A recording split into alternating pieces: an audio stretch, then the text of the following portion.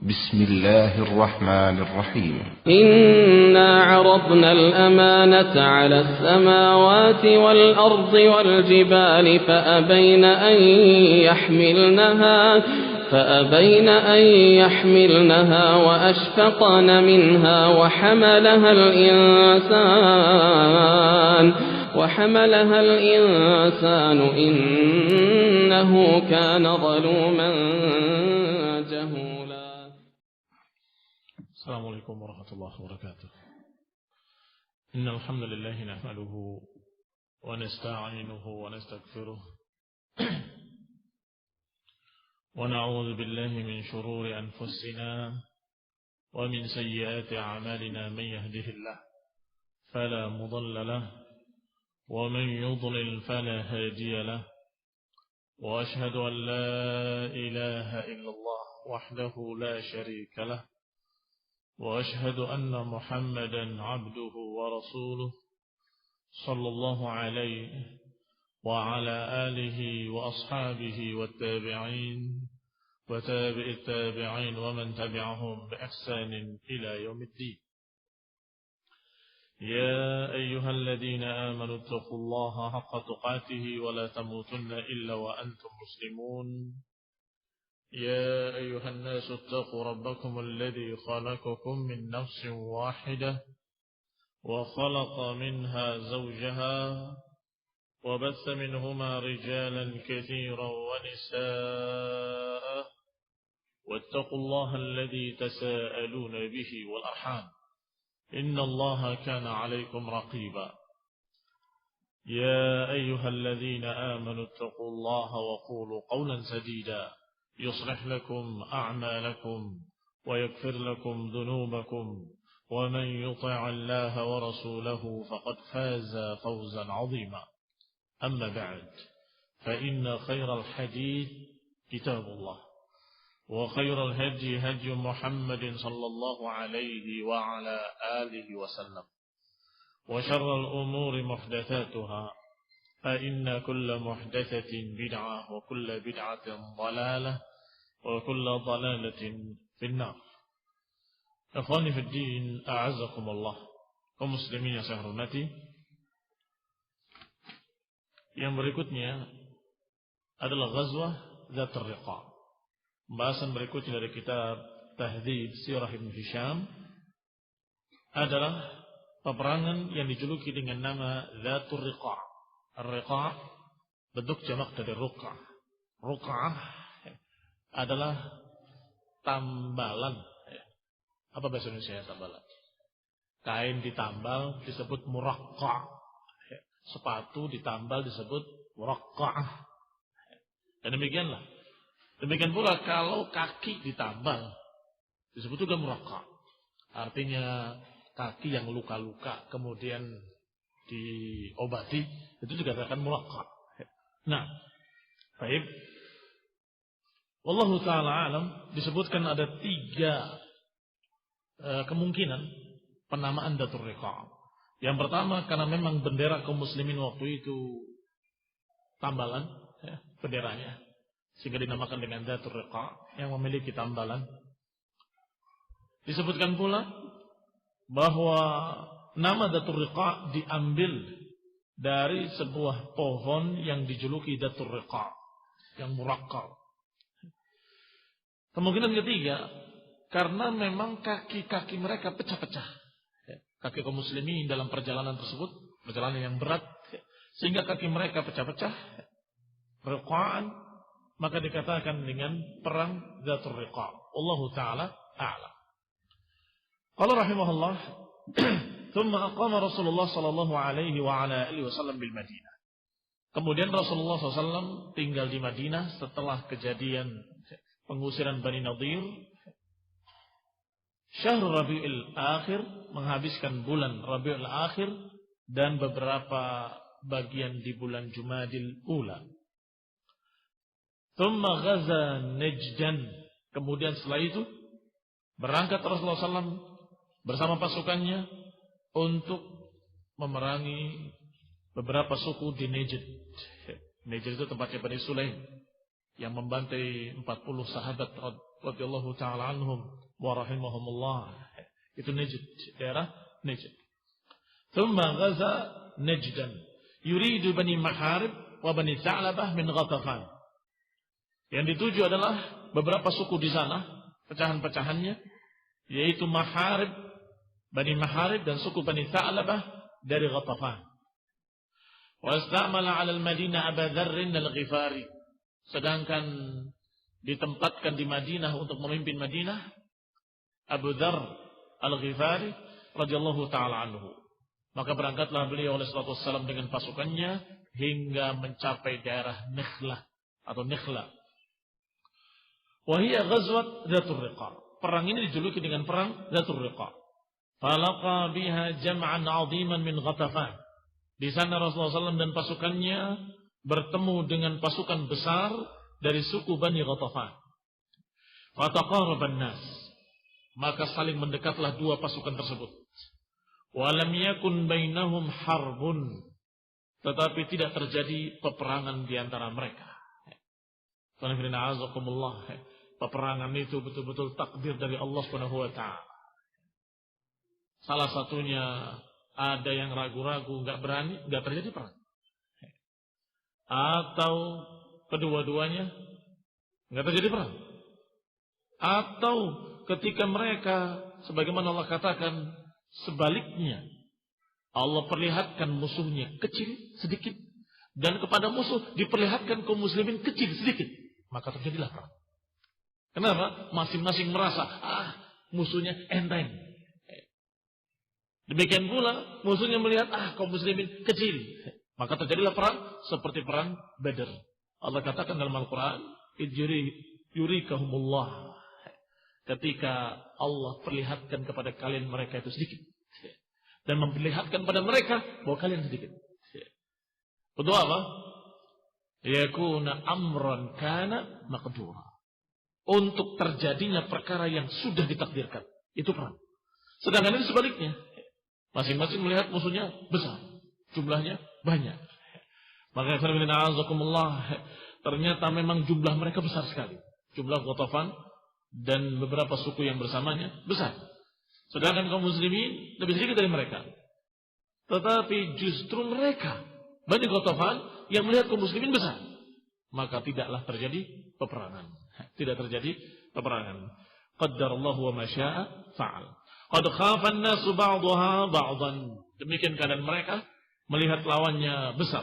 Hatta sallallahu alaihi wa ala alihi wasallam shalla bin nasi salatul khawf.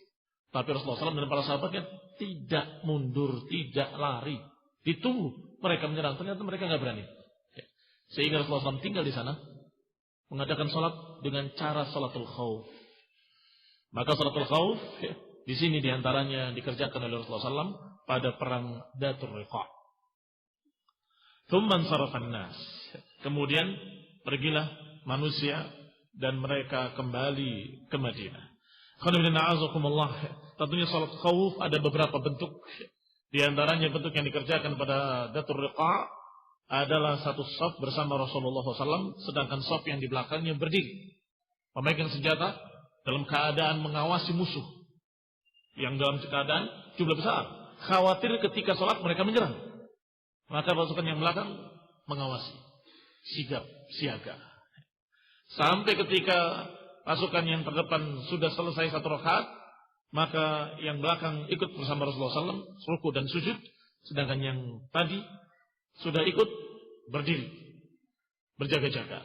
Dan begitulah seterusnya sampai 2 rakaat mereka kerjakan. Diriwayatkan dari Jabir bin Abdullah, walaupun tidak terjadi peperangan di sini, tetapi ada beberapa kisah yang perlu disampaikan dan memiliki faedah-faedah yang banyak, yaitu kisah Jabir bin Abdullah radhiyallahu taala anhu. Kata Jabir bin Abdullah, "Kharajtu ma'a Rasulillah SAW ila ghazwat Dzatir Riqa." Aku keluar bersama Rasulullah SAW mengikuti beliau dalam peperangan Dzatur Riqa min Nakhl, di daerah Nakhla. Ala jamalin li dha'ifun, di atas kendaraan unta milikku dalam keadaan lemah. Untanya unta yang lemah, yang jelek.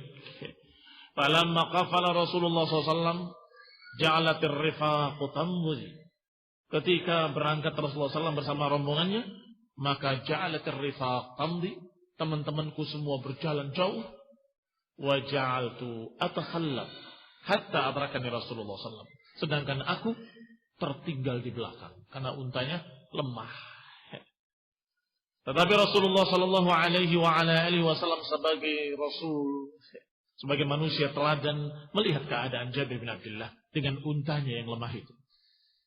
Rasulullah melambatkan untanya, mengiringi Jabir bin Abdullah radhiyallahu taala anhu. Fa'adrakahu sampai menemui beliau, kemudian berkata, "Malak ya Jabir? Ada apa denganmu wahai Jabir?" Maka Jabir menjawab, "Qultu," saya katakan, "Ya Rasulullah, abta'a bi jamali hadha." Wahai Rasulullah, sungguh aku lambat karena untaku ini, yang lemah ini. Qala anikhhu. Dudukkan. Fa anakhtuhu, maka aku dudukkan untaku. Wa anakha Rasulullah SAW, dan Rasulullah pun mendudukkan untanya. Thumma qala a'tini hadhihi al-'asa min yadik. Berikan tongkat yang ada padamu. Au ta'li 'asan min syajarah, atau ambilkan, ini ada keraguan dari perawinya, apakah Rasulullah SAW meminta tongkat dari Jabir, kembalikan tongkatmu, atau ambilkan satu tongkat dari pohon, petikkan. Maka diambilkan dari pohon-pohon kering satu tongkat untuk Rasulullah SAW. Fafa'altu, kata Jabir bin Abdullah, aku kerjakan, aku berikan tongkat kepadanya. Fa'akhadaha Rasulullah sallallahu alaihi wasallam fanakhasahu biha nakhasatin. Maka Rasulullah sallallahu alaihi wasallam mengambil tongkat itu dan menusuk-nusuk perut untanya Jabir ibn Abdullah beberapa tusukan. Ini tusukan untuk membuat dia bergerak. Tsumma qala irkab. Kemudian Nabi berkata, naiklah. Maka naiklah Jabir ke untanya. Farakibtu fakharaja. Maka aku naiki, aku jalankan sebagaimana Rasulullah SAW menjalankan untanya juga. Walladzi ba'atsahu bil haqqi, kata Jabir bin Abdullah, sungguh demi Allah yang telah mengutus beliau dengan hak. Untaku yuahid naqatahu muwahaqatan. Sungguh untaku bisa menandingi beliau, bisa menandingi untanya beliau seimbang. Yang tadinya tertinggal jauh bisa mengejar unta Rasulullah SAW. Ini mukjizat. Dari mujizat Rasulullah SAW, Allah muliakan dengannya nabinya sallallahu alaihi wasallam, dan termasuk ayatun nubuwah, tanda-tanda kenabian. Wa tahaddatsu ma'a Rasulillah sallallahu alaihi wasallam. Maka berjalanlah Jabir dengan untanya berdampingan dengan Rasulullah sallallahu alaihi wasallam. Maka aku berbicara kepada beliau, yakni ngobrol dengan Rasulullah SAW. Dan Rasulullah SAW juga mengajak beliau berbicara untuk menghiburnya. Atabi'ini jamalaka hadha ya Jabir. Dimulai ucapan Rasulullah SAW, wahai Jabir, maukah kau jual untamu untukku? Rasulullah SAW dalam menghibur sahabatnya, saudaranya yang dalam keadaan memiliki unta yang lemah dan sebagainya, pertama dibantu supaya bisa untanya cepat. Setelah cepat ditawar, gimana kalau untamu saya beli? Atabi'ini? Qultu ya Rasulullah, bal abu laka. Ya Rasulullah, bahkan aku hibahkan untukmu. Qala la, kata Nabi, jangan. Walakin bi'nihi. Jangan hibah, tetapi juallah untukku. Tentukan harganya. Qultu fasumnihi ya Rasulullah. Kalau begitu engkau yang menentukan harganya ya Rasulullah. Berapa kamu tawar untaku? Jabir sudah tahu bahwasanya Rasulullah SAW menginginkan untuk ditawar. Qala qad akhadtuhu bidirham. Kata Rasulullah SAW, aku beli 1 dirham. Murah sekali 1 dirham. Qultu la, kata Jabir, jangan. 1 dirham, idzan tuhbinuni atau taghbunani ya Rasulullah. Kalau 1 dirham, engkau bikin aku rugi ya Rasulullah. Belinya aja enggak segitu. Qala fa bidirhamain. Kalau gitu 2 dirham. Qultu la, kata Jabir, aku katakan tidak. Falam yazal yarfa'ali Rasulullah sallallahu alaihi wasallam fi thamanihi hatta balagha al-uqiyah. Terus ditawar Rasulullah SAW dari mulai 1 dirham, 2 dirham, kalau gitu 3 dirham, kalau gitu 5 dirham, kalau gitu sekian dirham, terus sampai Jabir menyatakan naikkan lagi, sampai 1 uqiyah. Fakultum, satu uqiyah sudah tinggi. Faqad radita ya Rasulullah. Jabir terheran-heran, ya Rasulullah, apakah engkau ridho satu uqiyah untaku ini, unta yang lemah ini? Kau ditawar semahal itu? Radita ya Rasulullah? Qala na'am. Iya, aku ridho satu uqiyah. Qultu fahuwa lak ya Rasulullah. Kalau gitu ambil untukmu ya Rasulullah dengan satu uqiyah. Qala qad akhadtuhu. Kata Nabi, kalau begitu aku ambil. Ini transaksi jual beli. Aku berikan. Kalau gitu ambil untukmu. Kalau gitu saya terima, saya beli, kata Rasulullah. Tsumma qala ya Jabir. Rasulullah bertanya lagi kepada Jabir. Hal tazawwajta ba'd? Apa engkau sudah nikah? Terus diajak ngobrol oleh Rasulullah SAW. Hal tazawwajta ba'd? Apakah engkau sudah nikah? Qultu na'am ya Rasulullah. Iya, aku sudah menikah. Qala azayyiban am bikra? Apakah menikah dengan perawan atau menikah dengan janda? Qultu ya Rasulullah, bal sayyiban. La, bal sayyiban. Tidak, aku tidak menikahi perawan. Bahkan aku menikahi janda. Qala afala jariyatan tula'ibuha wa tula'ibuka? Atau dalam riwayat lain, hala bikran tula'ibuka wa tula'ibuha? Apakah tidak sebaiknya yang perawan? Engkau bisa bersendagurau dengannya, dia pun bersendagurau denganmu. Qultu ya Rasulullah. Kata Jabir, aku katakan ya Rasulullah, inna abi usiba yawma Uhud. Bapakku terbunuh di perang Uhud. Wa taraka banatin lahu sab'an. Meninggalkan anak perempuan 7 orang.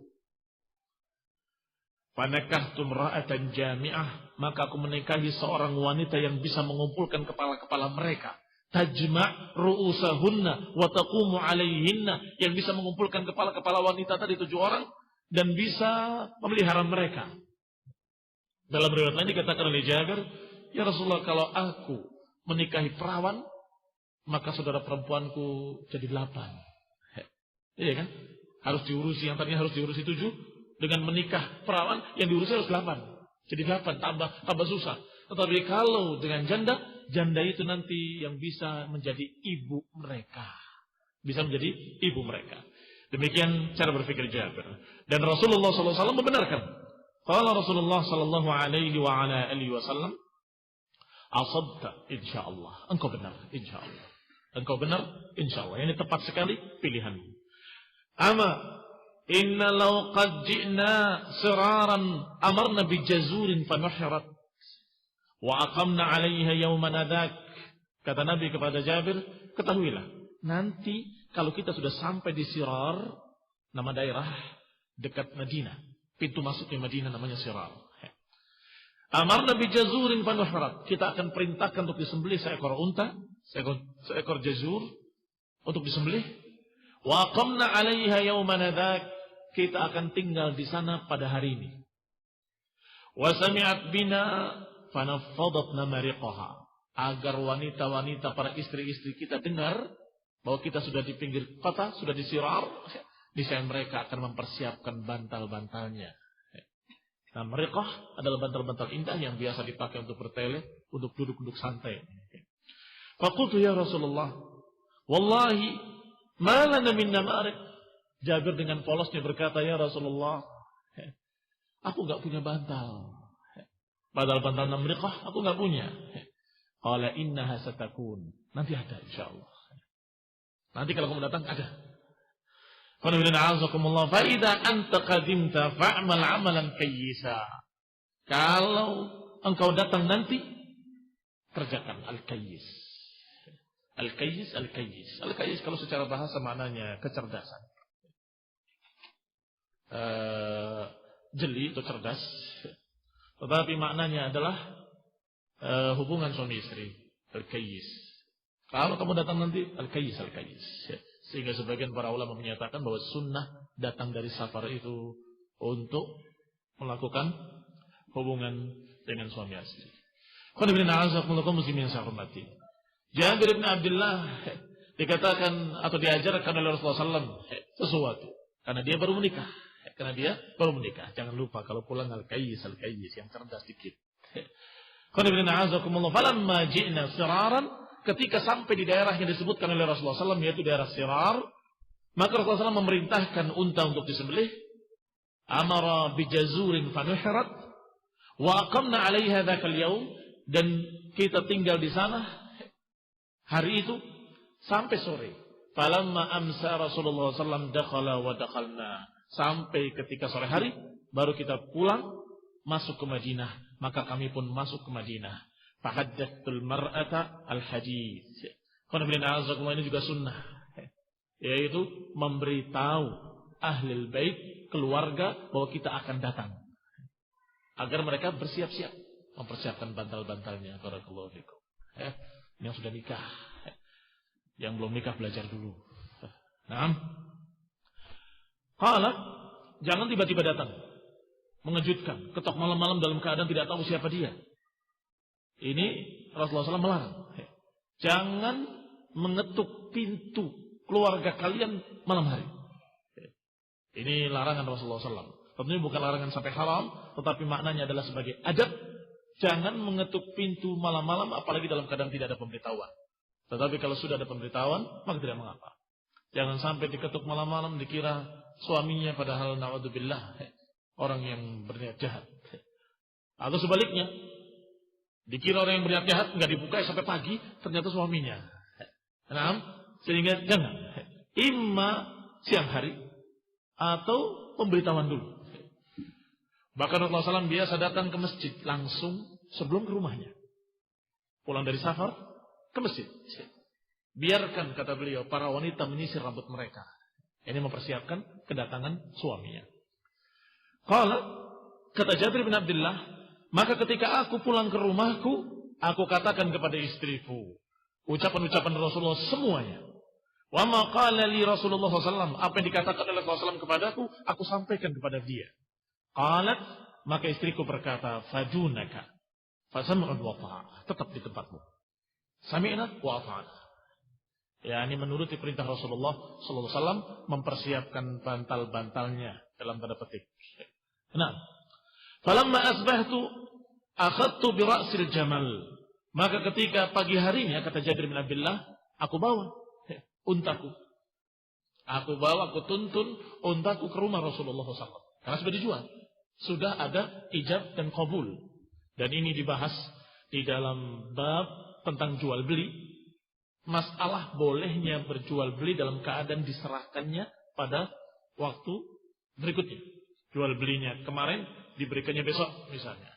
Itu tidak mengapa, sebagaimana dalil yang ada pada kisah Jabir bin Abdullah radhiyallahu taala.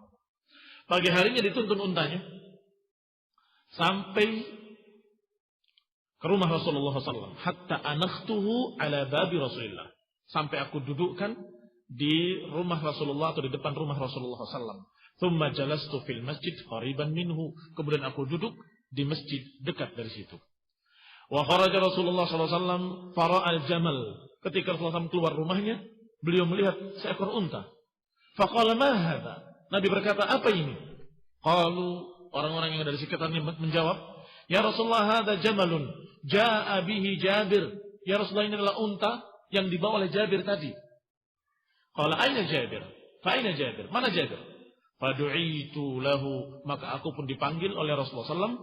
Faqal, maka Nabi bersabda, ya ibna akhi, khudh bi ra'si jamalik fahuwa lak. Wahai anak saudaraku, ambil unta ini, tuntunlah ke rumahmu, dia untukmu, sebagai hadiah untukmu. Wada'a Bilal, kemudian Rasul memanggil Bilal, ya Bilal, idhab bi Jabir fa'atihi uqiyah. Ya Bilal, berikan untuk Jabir ini satu uqiyah. Dibayar satu uqiyah, tetapi untanya diberikan kepada Jabir. Maka Jabir tetap memiliki untanya yang sudah didoakan oleh Rasulullah SAW. Dan juga mendapatkan dari Rasulullah SAW sedekah, pemberian atau hibah atau hadiah, satu uqiyah. Fadhahaba ma'ahu fa'atani uqiyah. Maka aku pergi bersama Bilal, kemudian aku diberi satu uqiyah. Wazadani syai'an yasira, bahkan ditambah lagi sedikit, bukan hanya satu uqiyah lebih. Diberi seharga unta waziyadah. Wallahi ma zala yanmi 'indi, demi Allah, uang itu terus berkembang, harta itu pada diriku. Wa yura makanuhu min baitina, dan terlihat pengaruhnya di rumahku. Dan juga untanya terus dipakai dalam keadaan sudah baik, tidak seperti sebelumnya dalam keadaan lemah. hatta usiba ams, sampai kemudian terkena musibah kemarin, yaitu pada Yaumul Harrah. Ini dikisahkan oleh Jabir bin Abdullah setelah Rasulullah wafat, setelah zaman Yazid bin Muawiyah, setelah terjadi berbagai macam fitnah-fitnah, sampai fitnah yang disebut dengan Yaumul Harrah di Madinah. Beberapa sahabat ada yang dibunuh dan sebagainya. Saat itulah unta yang tadi terbunuh. Karena berarti dari mulai perang Dhatul Riqa sampai Rasulullah wafat, sampai zamannya Abu Bakar, sampai zamannya Umar, sampai zamannya Utsman, sampai zamannya Ali bin Abi Thalib, masih tetap barokah doa Rasulullah SAW tidak hilang. Masya Allah. Wa anhu aidan, dan dari beliau juga dikisahkan, wa kharajna ma'a Rasulullah sallallahu alaihi wa ala alihi wasallam fi ghazwati Dhatir Riqa min nakhl fa asaba rajulun imra'ata rajulin minal musyrikin. Ada kisah lain di sini yang juga dikisahkan oleh Jabir bin Abdullah, bahwasanya ketika Rasulullah SAW keluar dalam perang Dhatur Riqa ke daerah Nakhl, ada seorang kaum muslimin yang mendapatkan tawanan, seorang wanita musyrikin yang dimiliki oleh mereka. Falamman sarafa Rasulullah SAW, ketika pulang kembali Rasulullah SAW bersama pasukannya, qafilan ata zawjuha wa kana ghaiban, maka suami dari istri tadi yang dijadikan sebagai tawanan mencarinya. Falamma ukhbiral khabar, ketika diberitakan bahwa istrimu ditawan oleh kaum muslimin, halafa la yantahi hatta yuhriqa fi ashabi Muhammadin SAW daman. Dia bersumpah, halafa bersumpah, sungguh tidak akan aku berhenti sampai aku bisa menumpahkan darah salah seorang mereka. Sampai aku bisa menumpahkan darah sahabat-sahabat Nabi Muhammad sallallahu alaihi wasallam. Maka orang tadi mengejar pasukan kaum muslimin. Fa kharaja yattabi' athar Rasulullah sallallahu, terus mengejar, mengendap-endap, melihat dari jauh sampai ada kesempatan bisa membunuh mereka, akan membunuhnya. Tentunya kalau seorang melawan pasukan tidak mungkin akan berperang dengan terang-terangan, iya kan? Tidak akan menang. Tetapi caranya melihat dari jauh, ada kesempatan lalai, sikap begitu. Nah, fanazala Rasulullah SAW, maka Rasulullah SAW singgah di satu tempat di Syi'ab. Di Syi'ab itu salah satu celah-celah bukit.